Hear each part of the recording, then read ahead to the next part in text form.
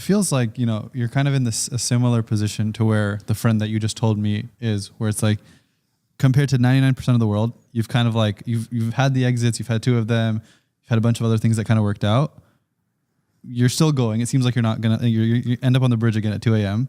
But like, how are you tactically thinking about the next thing?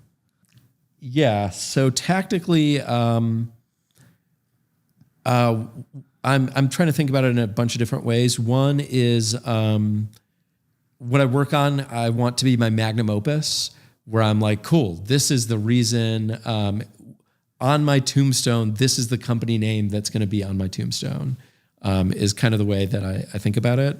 And the other thing I think about is what kind of impact and good can I do in the world with starting the next thing? I think there's this weird thing in society where we celebrate financial wealth, but we don't really celebrate impact. Like nobody is doing podcasts. There's not enough podcasts about like, what good did you do in the world? And there are millions of podcasts about how did you make $1 million? How did you make $10 million? And everyone watches the podcast, including me, watches a podcast of like, how do you make money? Nobody is watching the podcast of like, look at what good this person did in the world. Yeah. So, I want to try and find something that I can work on that's my magnum opus, that does good in the world, that I'm really proud of, and makes the lives of people better. I'm really surprised by how I would think that people like Bezos and Musk would, I kind of described earlier how the incremental dollar isn't going to change my life. So in that sense, I think that's the definition of post-economic. I don't think I think of myself as post-economic, but I think of Bezos and this other guy and Musk as post-economic. And so I would have thought that you would see people who are post-economic be doing awesome good in the world versus, David Rubenstein, the founder of Carlyle, just bought the Baltimore Orioles baseball team. Huh. And I think it'd be way more interesting if he took that money and like applied it to what's a crazy, awesome, good thing I can do in the world. So anyway, I'd love to try and do something that supports other people who are doing good things, trying to build something that's more triple bottom line oriented, where you're trying to have a direct positive impact in the work that you do. And do you think that will be something that looks anything like anything you've done before?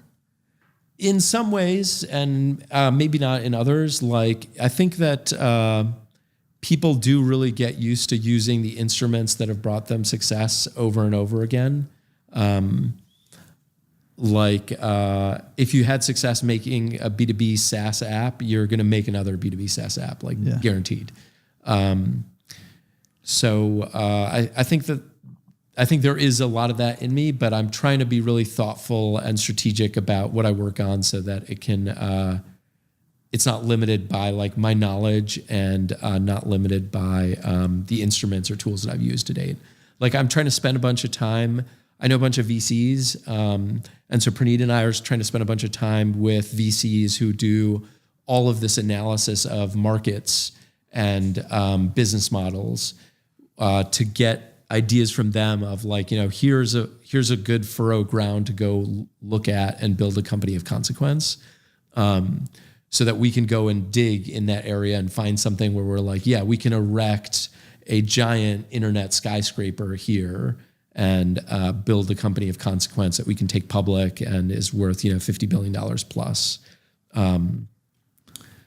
So trying to be a lot more that way than my natural tendency is. Like, there's those people in school who are like, I go to the office hours of professors. I was never one of those people. I was like, I'm not going to the office hours. I'm going to skim this book. Maybe I'll go to class. Yeah, I'll go to class if it's fun and not too early in the morning. But no matter what, I'm going to get an A in this class. And now I'm trying to be a lot more like, I'm going to go to office hours and meet with people who have more of a purview into industries than I do and learn from them and use that to figure out what company to build.